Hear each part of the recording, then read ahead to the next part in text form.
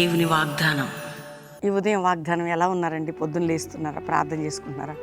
ఏదైనా విషయంలో దిగులు, చింత, బాధ, భయం, ఒంటరితనం మిమ్మల్ని పోరాడుతున్నాయా? ఏది ఏమైనా దేవుడు నిన్ను ప్రేమిస్తున్నాడు, నీ పక్షమై ఉన్నాడు. నీ జీవితాన్ని ఉన్నత స్థానంలోకి తీసుకెళ్లే దేవుడు. మనుషులు కాదు, ఈ లోకం కాదు. వాక్యము, ప్రార్థన, ఆత్మీయత కలిగి ఉండు. దేవుణ్ణి కలిగి ఉన్నవారు సంతోషంగా ఉంటారు, ప్రార్థన జీవితం కలిగి ఉంటారు. మరి ప్రతి విషయంలో పాజిటివ్గా ఆలోచిస్తారు కదండి. ఈరోజు మీ స్థితిగతులను చూడొద్దు, మీరు ఎదురుపడుతున్న పరిస్థితులను చూడొద్దు, ఎదుర్కొంటున్న పోరాటాలను చూడొద్దు, దేవుణ్ణి చూడాలి. ఓకే, ధైర్యంగా ఉండండి. రక్షణ లేని బిడ్డలు ఎవరైనా ఉంటే నేను రోజు చెప్తున్న మాట, యేసు రక్షకుడిని మీ హృదయంలో నమ్మితే పాపక్షమాపణ, నిత్య జీవం, పరలోకం ఉంటుంది. గొప్ప దేవుడు కదా, ప్రాణం పెట్టి రక్తం కార్చిన యేసయ్యకి మీ ఆత్మీయ జీవితం, మీ హృదయం ఇవ్వండి చాలు కదా. ఆయన మీలో ఉంటాడు, మిమ్మల్ని నడిపిస్తాడు. ఒక మాట చదివి ప్రార్థన చేసుకుందాం. మరి ఎస్తేరు గ్రంథం 9వ అధ్యాయం 21వ వచనం. యూదులు తమ పగవారి చేత బాధపడక నెమ్మది పొందిన దినములు, వారి దుఃఖం పోయి సంతోషం వచ్చే నెలని మూలుగులు మాని శుభదినమని ఆ సంవత్సరం అంట వారు జరుపుకుంటూ ఉంటారట. దుఃఖము తొలగి సంతోషం, అర్థమవుతుందండి. బాధ నుండి సంతోషం, విముక్తి పొందిన దినాలు. మరి నీకు లేవా? నీకెందుకు లేవు? ఇన్ని ప్రార్థనలు చేసాం, 50 రోజులు చేసాం, మరి 21 రోజులు చేసాం, మొన్న ఎన్నో ప్రేయర్స్ అయ్యాయి, ఇప్పటికీ జరుగుతున్నాయి. దేవుడు ఎందుకు చేయడమ్మా? నీ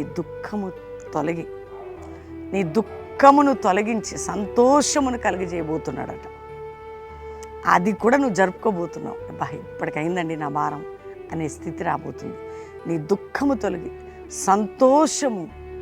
సంతోషించే దినము రాబోతుంది. ఆమె నీ దుఃఖము తొలగి సంతోషించే దినం రాబోతుంది. వాగ్దానం గట్టిగా పట్టుకొని ప్రార్థన చేసుకో, దేవుని స్తుతించు. ఖచ్చితంగా నీ పట్ల, నా పట్ల దేవుడు జరిగించి తీరుతాడు. ప్రార్థన చేసుకున్నాం. తండ్రి, ఎంతమంది బిడ్డలకు రక్షణ లేదు, రక్షణ, పాపక్షమాపణ, నిత్యజీవి, రోగులను స్వస్థపరిచయ్యా. ఏ దుఃఖంలో ఉన్నారో, అప్పుల బాధ, ఆర్థిక బాధ, పిల్లల పరిస్థితి, ఉద్యోగం, వ్యాపారం, అన్ని రకములైన దుఃఖముని తొలగించి వారికి సంతోషం కలుగజేసే దినాలుగా ఈ దినాలు ఉండాలి. వారి దుఃఖ దినములు సమాప్తం అయిపోవాలి. శుభకరమైన ఆనవాళ్ళు కనబడాలి.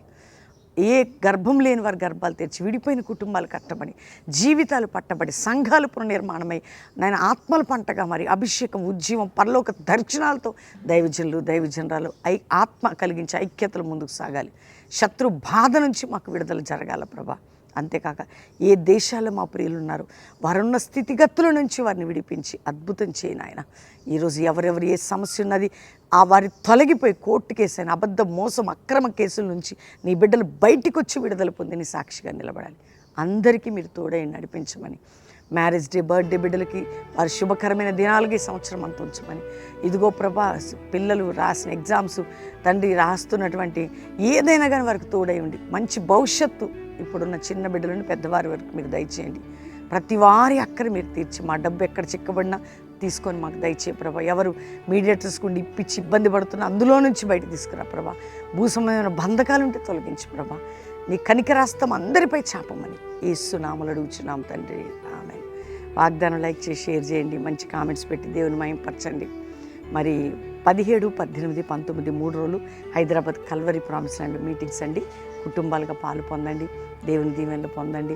హయత్ నగర్ దగ్గర, రామోజీ ఫిలిం సిటీ దగ్గర మీ అందరికీ తెలుసు. 17, 18, 19 3 దినాలు చక్కటి ఉద్యోగ సభలు కల్వరి ప్రామిస్ ల్యాండ్లో. అదేవిధంగా చక్కటి ఆరాధన వర్తమానం 3 రోజులు మీరు ఇక్కడ ఉండొచ్చు, దేవునితో గడపచ్చు. ప్రతి శనివారం సువార్త సభ బెల్లంపల్లిలో కూడా ఉంటుంది. మరి మీ అందరికీ సాటర్డే ఈవినింగ్, సండే 3 ఆరాధనలు. నెక్స్ట్ దేవుని బిడ్డలు కొత్త పాటలు రిలీజ్ అయిన వినండి. మరొక పాట దైవ సేవకుడు పాడింది రిలీజ్ కాబోతుంది. నీ హృదయాన్ని ధైర్యంగా నిలబెట్టే పాట, నీకు సంతోషాన్ని ఇచ్చే పాట. ప్రార్థన చేయండి. God bless you. Praise the lord.